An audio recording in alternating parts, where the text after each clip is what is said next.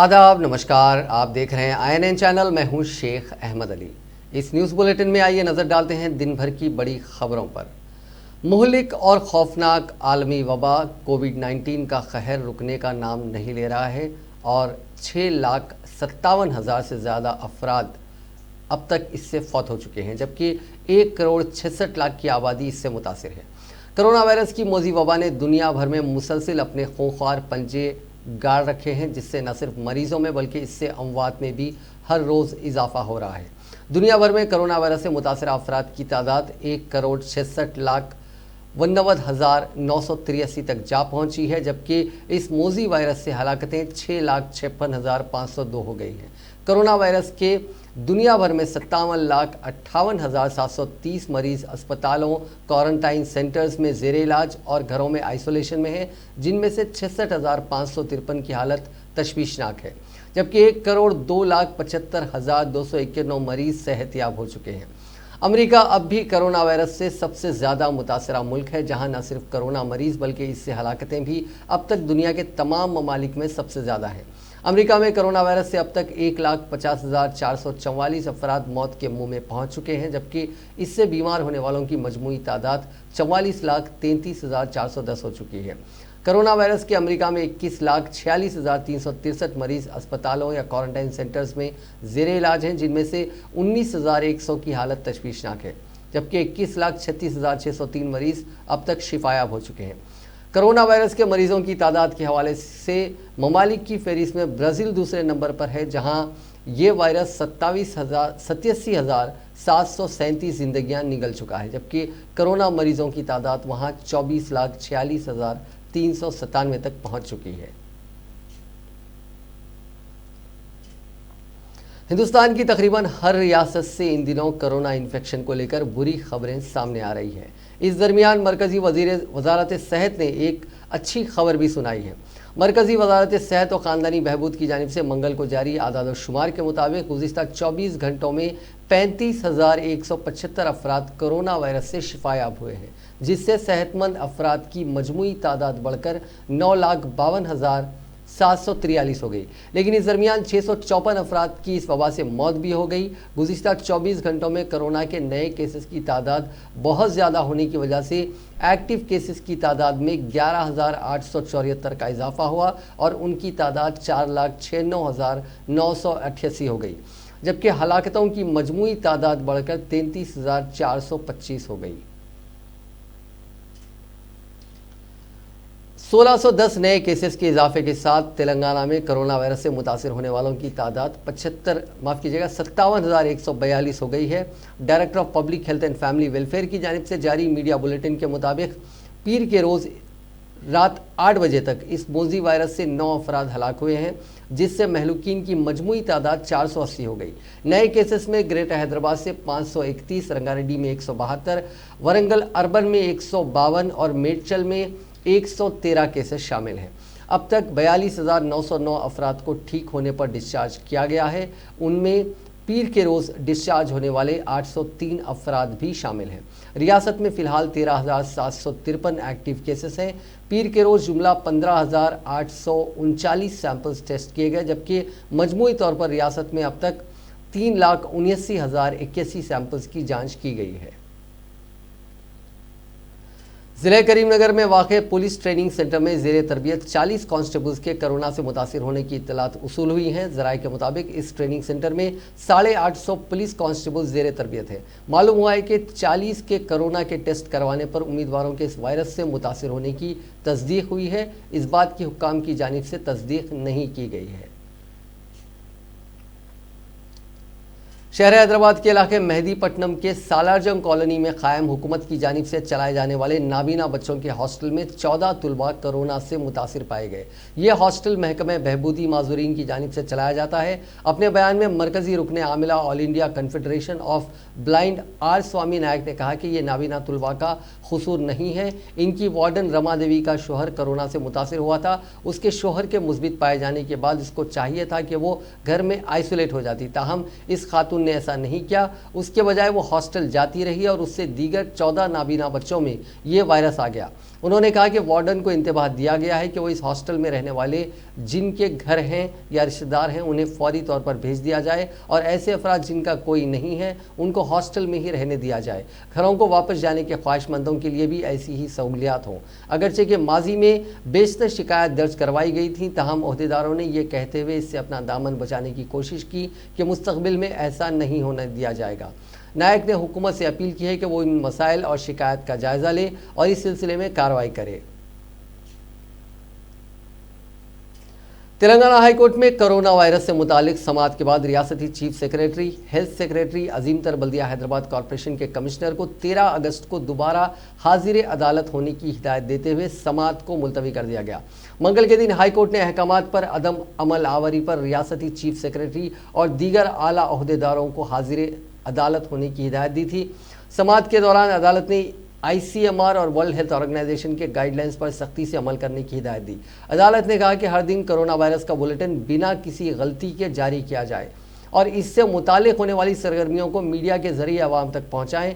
रियासती chief secretary Somesh Kumar ने अदालत को बताया कि हॉस्पिटल में 857 आइसोलेशन कमरे कायम किए गए हैं। कोरोना मुतासिर होने वालों को होटल के 248 कमरों में रखा गया है, जिस पर अदालत ने कहा कि गरीब आवाम के लिए function hall, community centre, welfare association centre इस्तेमाल कर सकते हैं। जिस पर सोमेश कुमार ने कोविड मरीजों को हॉस्पिटल में शरीक करने के तरीके को सहूलत बख्श बनाने के इक़दाम करने का तयक़ुन दिया। रैपिड किट्स भी इस्तेमाल किए जा रहे हैं। अब तक 2 लाख रैपिड किट्स इस्तेमाल किए गए हैं। मजीद 4 लाख किट्स का ऑर्डर दिया गया है। चीफ सेक्रेटरी ने बताया कि इस टेस्ट के नतायज 40% ही दुरुस्त हैं। सोमेश कुमार ने कहा कि खानगी हॉस्पिटल्स में इजाफी कीमतों से मुतालिक 726 शिकायत मौसूल हुई हैं और उनको नोटिस जारी की गई हैं। हर दिन मीडिया को तफसीलात से वाकिफ करवाया जा रहा है। हर अस्पताल के पास डिस्प्ले बोर्ड भी लगाया जाएगा। चीफ सेक्रेटरी ने बताया कि रियासत में कोरोना वायरस से मुतासिर होने वाले 21 साल तक 50 साल उम्र के लोग ज़्यादा हैं। इस पर काबू पाने के लिए इक़दाम किए जा रहे हैं। चीफ सेक्रेटरी ने कहा कि अदालत ने जो अहकाम जारी किए हैं उन पर अमल किया जाएगा। अदालत ने कहा कि अमल आवारी के बाद उसकी रिपोर्ट अदालत में पेश करें। आइंदा समाअत 13 अगस्त तक मुलतवी कर दी गई है। तेलंगाना के वजीर सेहत ईटला राजेंद्र ने कहा है कि कोरोना वबा ने सारी इंसानियत को परेशान कर रखा है और नींदें हराम कर दी। उन्होंने वजीर पंचायत राज एरवली दयाकर राव के साथ मुत्तहिदा ज़िले वरंगल में कोरोना वबा, उसकी रोकथाम पर इक़दामात पर ओहदेदारों के साथ जायज़ा इजलास मुनक़िद किया। इस मौके पर वजीर मौसूफ ने कहा कि हमें कोविड-19 को चैलेंज के तौर पर कबूल करना होगा। उन्होंने डॉक्टर से कहा कि वो मरीजों की मजीद बेहतर से बेहतर खिदमत करें। कोरोना वायरस की अलामात का बर वक्त पता चलाने पर ज़्यादा परेशानी का सामना नहीं करना पड़ेगा। रियासत में 81% कोरोना मुतासरीन में अलामात नहीं पाई जाती हैं। जिनमें इस वबा की अलामात पाई जाएँ वो लाजमी तौर पर अस्पतालों से रुजू हों। अब तक कई इमराज का हमने हिम्मत के साथ सामना किया है। इस वायरस पर भी काबू पाने की हम में हिम्मत है। इस मौके पर खिताब करते हुए वजीर पंचायत राज एरवली दयाकर राव ने ओहदेदारों को हिदायत दी कि इस कठिन वक्त में चैलेंज के तौर पर इसको कबूल किया जाए। वजीर आला KCR ने हिदायत दी है कि अस्पतालों में तमाम तरह की सहूलियात मुहैया करवाई जाएँ।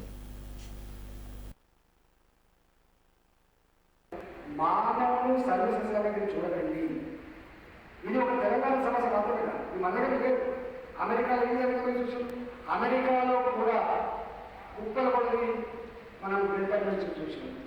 అక్కడ కూడా టెస్ట్ చేస్తున్నారని విన్నాం మనం.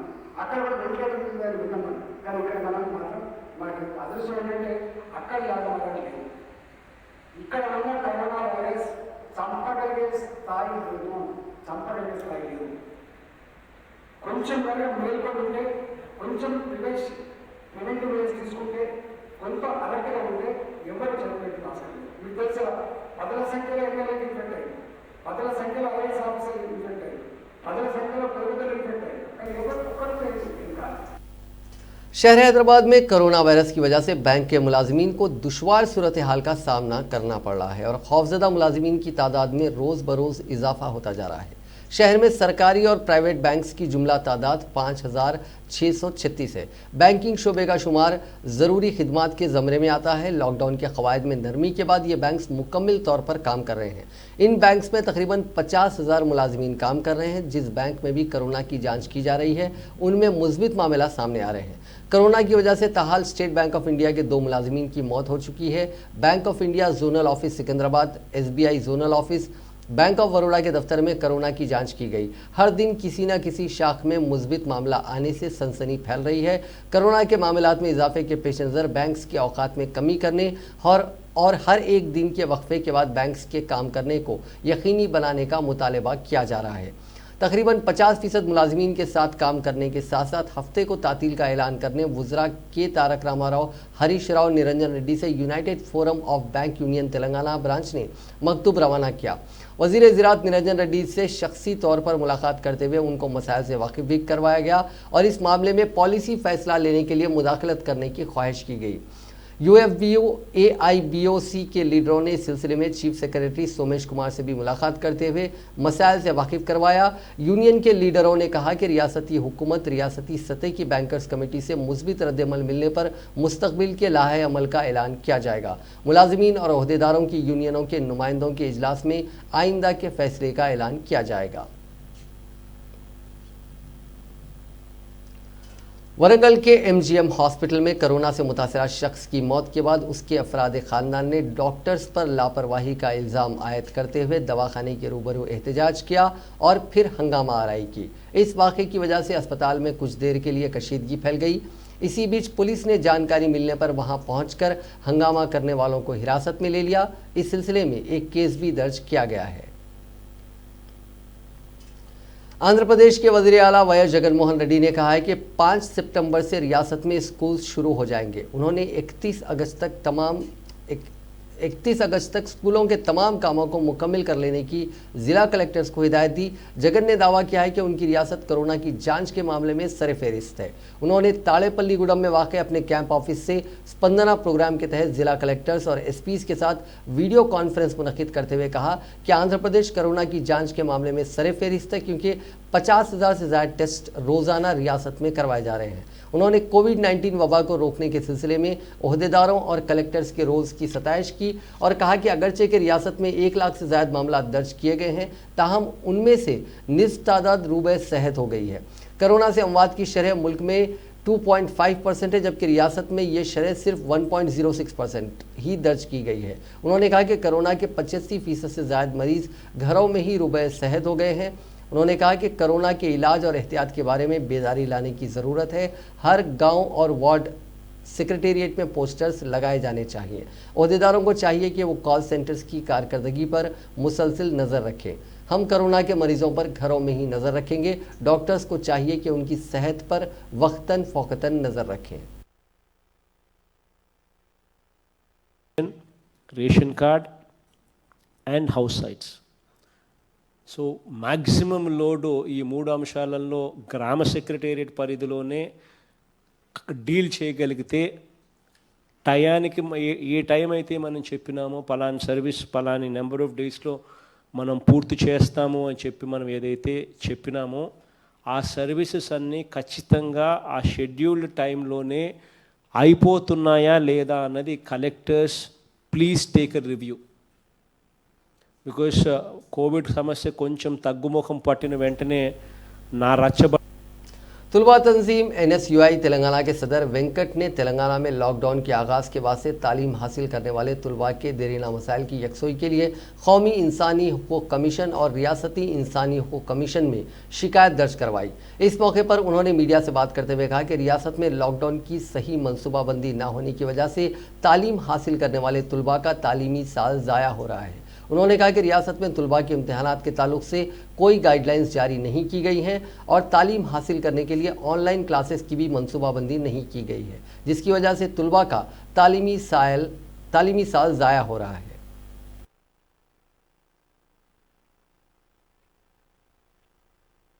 Venkat NSUI Telangana state president. आज जो हालात की वजह से जो बच्चे तेलंगाना स्टेट भर जितने भी है एग्ज़ाम लिखने के लिए ये गवर्नमेंट ठीक तरीके से उनको जवाब नहीं दे रही है, बार बार एग्ज़ाम्स टालती जा रही है। ये 3 महीने से यही काम हो रहा है। तो इसीलिए बच्चे पूरे उन्होंने खुद मिल के ह्यूमन राइट्स कमीशन को, नेशनल ह्यूमन राइट्स कमीशन को मेल दिया है और फिजिकली आज स्टेट ह्यूमन राइट्स कमीशन को पूरे डिस्ट्रिक्ट से मिला के, हर डिस्ट्रिक्ट से 500 एप्लीकेशंस के हिसाब से पूरे डिस्ट्रिक्ट मिला के कम से कम 12,000 से 15,000 एप्लीकेशंस आज बच्चों के तरफ से हम NSO लोग आज ह्यूमन राइट्स कमीशन में सबमिट कर रहे हैं कि एटलीस्ट केवल तो आज एग्जाम्स अगर कंडक्ट करें तो जो बेसिक राइट है, राइट टू लिव, और दूसरा आज जो ऑनलाइन क्लासेस के वजह से ऑनलाइन एजुकेशन लेके आ रहे हैं जिसकी वजह से पढ़ाई भी हर एक इंसान, हर एक स्टूडेंट को सही तरीके से नहीं मिल जा रहा, और राइट टू एजुकेशन, ये दोनों चीज़ों पे ये दोनों राइट स्टूडेंट। रियासती वज़ीर दाखिला महमूद अली ने अपने दफ्तर में बल्दिया के आला अहदेदारों के साथ इजलास मुनक्किद किया। इस इजलास में महमूद अली ने अहकाम जारी करते हुए कहा कि कुर्बानी के 3 दिन सुबह और शाम सफाई के इंतजामात को यकीनी बनाया जाए और कुर्बानी के जानवरों के फजले को गाड़ियों के जरिए फ़ौरन उठाया जाए। वज़ीर दाखिला ने कहा कि कुर्बानी के दिनों में सफाई और इंतजामात में किसी किस्म की लापरवाही करने वालों के खिलाफ सख्त कार्रवाई की जाएगी। वबाई मर्ज़ कोरोना वायरस की वजह से मुल्क बल्कि सारी दुनिया मुतासिर है। साफ़ सफाई के इंतजामात पर ख़ास तवज्जो देने की ज़्यादा ज़रूरत है। उन्होंने गुज़िश्ता सालों के मुकाबले इस साल मज़ीद बेहतर इंतजामात करने के अहकाम जारी किए। महमूद अली ने आवाम से अपील की है कि ईद उल अज़हा के मौके पर अपने घरों और आसपास के मकामात पर सफाई का ख्याल रखें। उन्होंने कहा कि ईद उल अज़हा की नमाज करीबी मसाजिद में या अपने घरों में अदा करें जिस तरह ईद उल फितर की नमाज अदा की गई थी। ईदैन की नमाज़ों में हज़ारों अफराद शिरकत करते हैं जहाँ पर समाजी फासला बरकरार रखना, लॉकडाउन के उसूलों पर अमल करना मुश्किल है। इसीलिए हुकूमत तेलंगाना की जानिब से रियासत के तमाम ईदगाहों में किसी किस्म के इंतजामात नहीं किए जा रहे हैं। उन्होंने अवाम को ईद उल अज़हा की मुबारकबाद दी और कहा कि महकमे पुलिस, बल्दिया, सेहत व तिब के अहदेदारों और हुकूमत का साथ दें ताकि इस मुहलिक वबा कोरोना वायरस को ख़त्म करने में कामयाबी हासिल हो।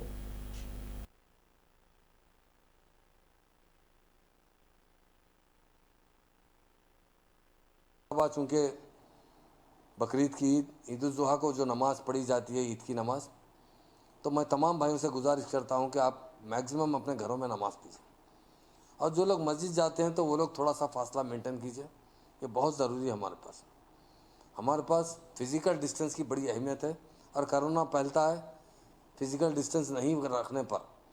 और ख़ास तौर से आपके हाथ हैं हमेशा साफ़ करते रहिए, सैनिटाइज़ कीजिए, साबुन से हाथ धोइए और ख़ास तौर से क़ुरबानी के अंदर जो गोश्त तकसीम करते हैं उसमें फ़ासला मेंटेन कीजिए और जो गोश्त कटवाते हैं वहाँ पर भी क़स्साबों से थोड़ा फ़ासला मेंटेन कीजिए। मेरी तमाम लोगों से गुजारिश है। और ख़ास बात एक कहना चाहता हूँ कि ईद की नमाज के लिए बहुत आप एहतियात कीजिए। आपके घर में नमाज़ पढ़िए या घर के करीब छोटी बहुत मस्जिद है तो अव्वल वक़्त जाकर आप जो भी आपका जानिमाज साथ ले जाइए, थोड़ा डिस्टेंस मेंटेन करके नमाज़ पढ़िए। मगर कोरोना की वजह से रमज़ान में भी ईदगाहों में नमाज का एहतमाम नहीं किया गया और इस मरतबा भी ईदगाहों में एहतमाम नहीं किया जा रहा है। मैं आवाम से गुजारिश करता हूँ कि आप लोग उसका जो भी कोशिश हो सके मतलब आप घरों में नमाज़ पढ़िए, उससे थोड़ा सा हुकूमत की जो पॉलिसी है उसके साथ में चलिए।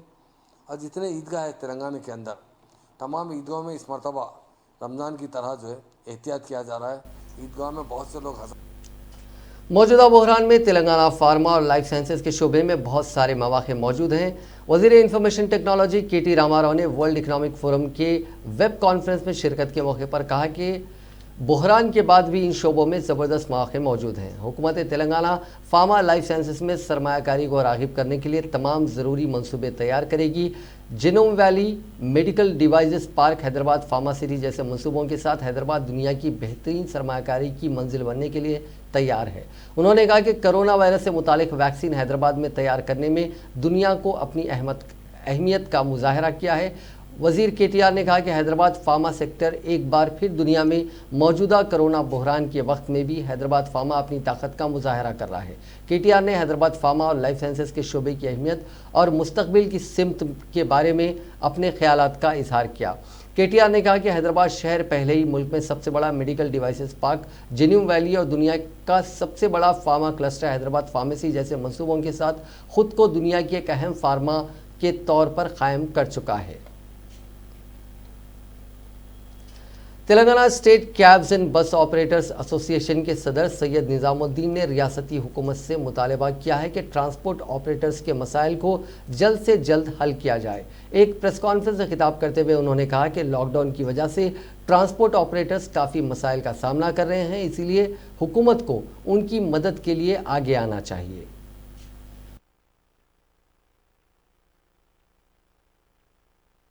ये बोल रहे कि जो है हम कोरोना है, हम पेपर्स को नहीं छूते।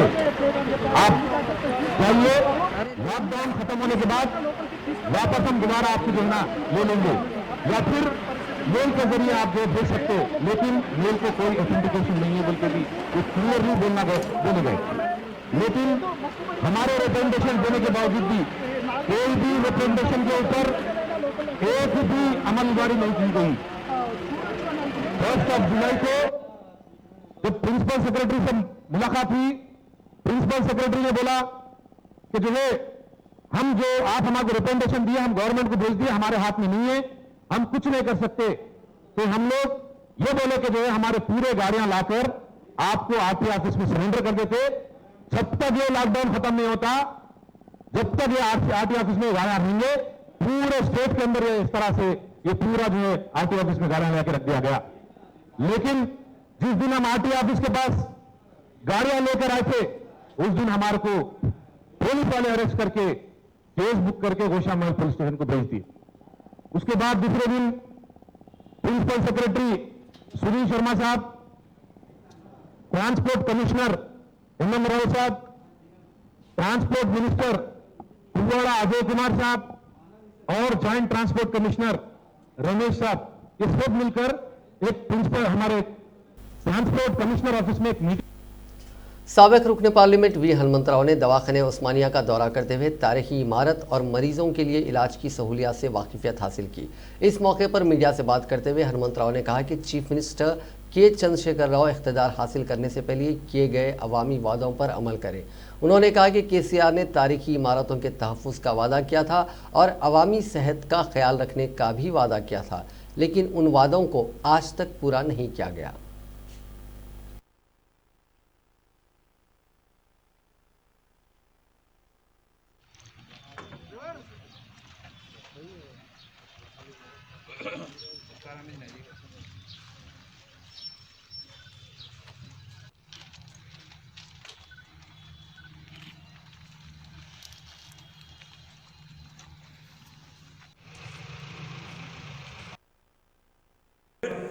उस्मानिया में जो बच्चे 70-80 से जो पढ़े आज बड़े बड़े डॉक्टर बन गए, वहां पर वो डॉक्टर बोल रहे हमारे भांजे, हमारे भांजी, हमारे बहना सब अमेरिका में है। वो लोग भी बोल रहे मामा हम पैसा भी खर्चा करेंगे, उन्होंने नहीं, हम पूरा कंट्रीब्यूट करेंगे। बहुत से डॉक्टर बोल रहे वन ऑफ दिस बेस्ट हम भी बनाएंगे, हमारा कंट्रीब्यूशन भी रहेगा, हम मिशनरी लाएंगे, अच्छे अच्छे सुपर स्पेशलिटी बनाए तो हम भी साल में 15 दिन 20 दिन हम आके हैदराबाद में यहाँ गरीबों के साथ बीमारियों के साथ हम मेहनत भी करेंगे। सभी लोग कंट्रीब्यूशन करने हुए, जो डॉक्टर्स पढ़ के गए उस्मानिया में उनका भी कंट्रीब्यूशन रहता। इसी टीआरएस पार्टी के रुकने काउंसिल करने प्रभाकर ने कांग्रेस पार्टी के चलो राजभवन प्रोग्राम को मज़ह का खैज करार दिया। मीडिया से बात करते हुए उन्होंने कहा कि कांग्रेस एक कौमी पार्टी है, लेकिन वो कौमी पॉलिसियों पर नहीं बल्कि रियासती पॉलिसी पर अमल कर रही है। उन्होंने कहा कि मुल्क की सियासत में जमहूरियत का खून करने वाली पार्टी कांग्रेस ही है। कांग्रेस ने जो कुछ सिखाया वही सियासत अब बीजेपी कर रही है।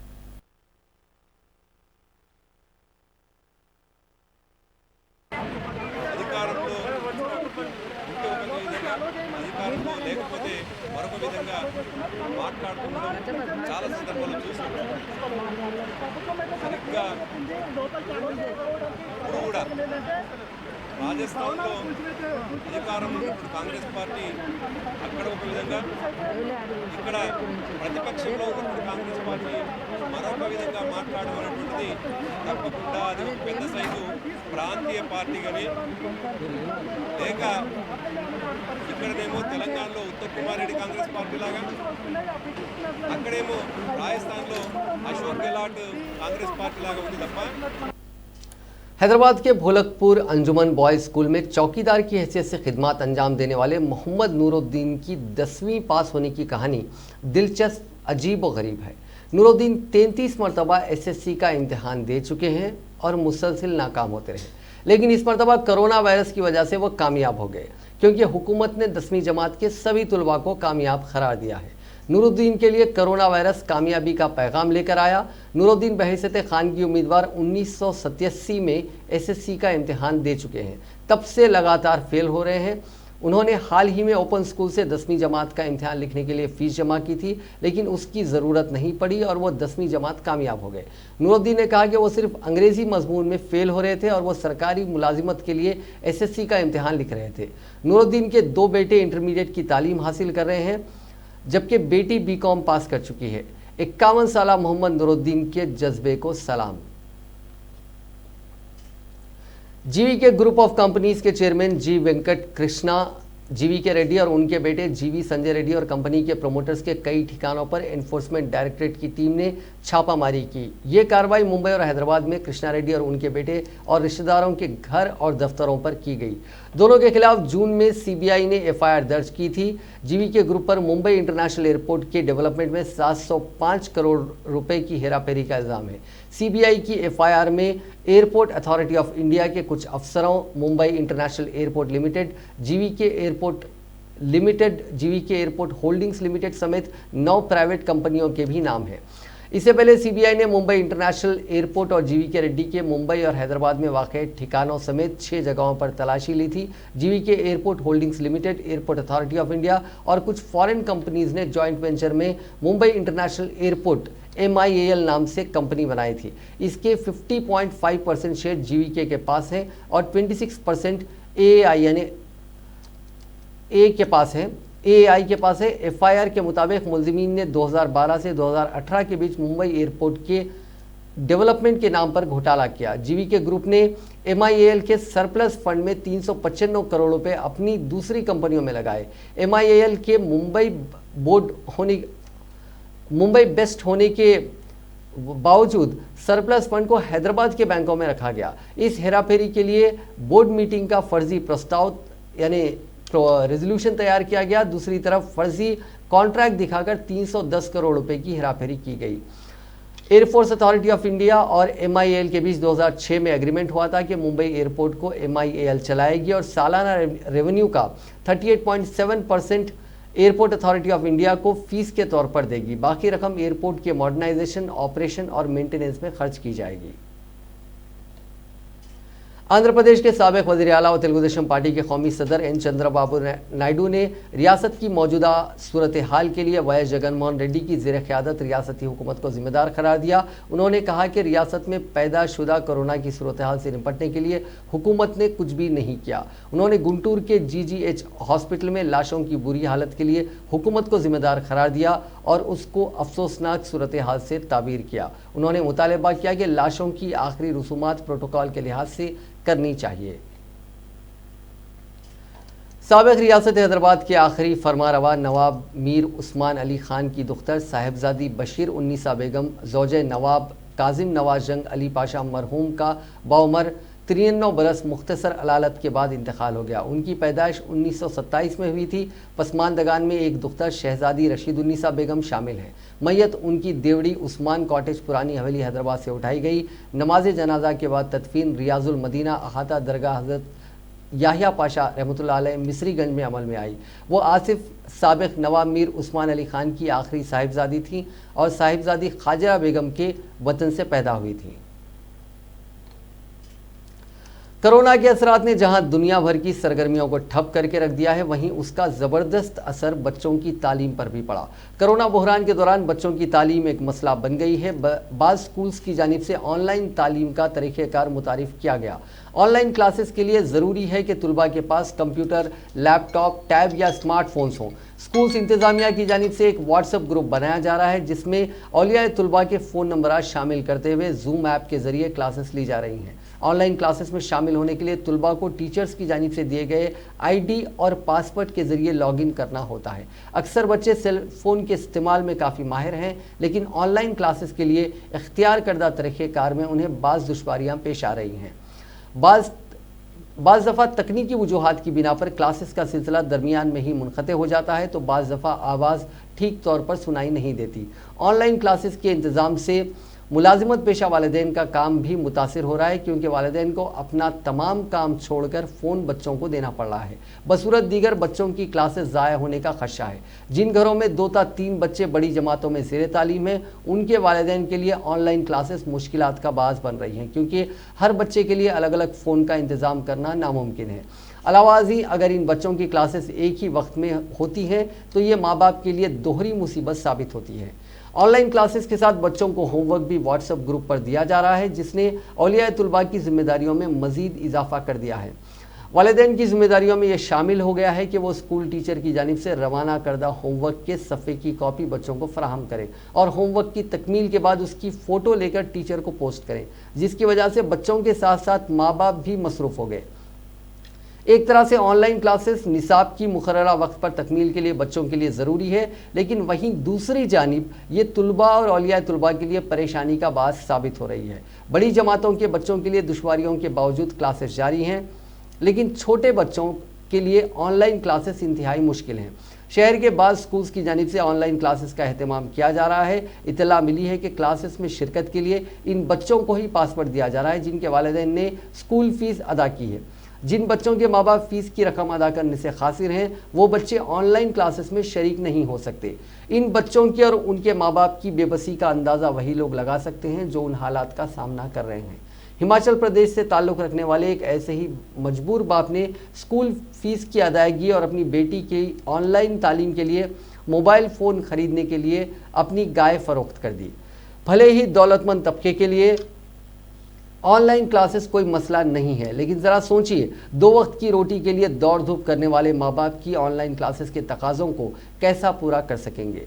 लॉकडाउन के दौरान कई अफराद रोज़गार से महरूम हो चुके हैं, तो कई अफराद को काम करने के बावजूद भी मुकम्मल तनख्वाह नहीं मिल पा रही है। ऐसे हालात में उनके सामने सबसे बड़ा चैलेंज ये है कि वो आधी कमाई में घर चलाएँ या स्कूल की फ़ीस अदा करें। किताबों, कॉपियों, पेन, पेंसिल के साथ साथ सबसे बड़ी चीज़ स्मार्टफोन, साथ में इंटरनेट ज़रूरी है। इसके बगैर बच्चे ऑनलाइन क्लासेस में शिरकत नहीं कर सकते। ऑनलाइन तालीम के रुझान ने अमीर और गरीब के दरमियान एक लकीर खींच दी है। एक तरफ समाज का वो तबका है जो माली मसाइल से बेफिक्र है, जबकि दूसरी जानिब वो गरीब माँ बाप हैं जिन्हें अपने बच्चों की तालीम की फ़िक्र तो है, लेकिन वो उन तकाज़ों को पूरा नहीं कर सकते जो ऑनलाइन क्लासेस के लिए ज़रूरी है। दौलतमंद लोग सेलफ़ोन, टैब्स और लैपटॉप्स ख़रीद रहे हैं, वहीं गरीबों का यह हाल है कि अगर इक़्तिसाद पर उन्हें ये दस्तयाब भी हो जाए तो माहाना इक़्तिसाद के साथ साथ इंटरनेट का इजाफी खर्च कैसे बर्दाश्त कर पाएंगे। डर इस बात का है कि कहीं इन हालात में अमीर घराने के बच्चे जहां ज़ेवर तालीम से आरास्ता हो जाएंगे, वहीं उन गरीब बच्चों का क्या होगा। सवाल ये पैदा होता है कि क्या गरीब बच्चे तालीम से दूर हो जाएंगे।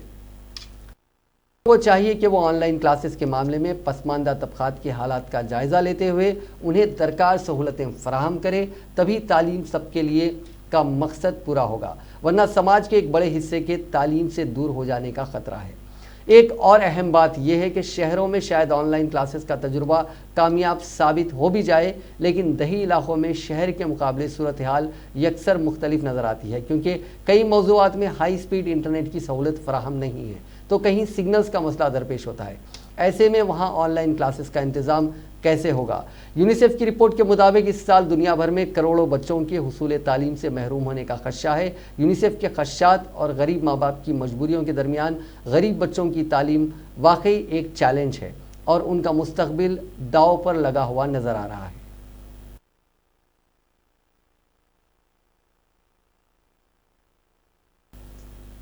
नाज़रीन, इस न्यूज़ बुलेटिन में बस इतना ही। देखते रहिए INN चैनल।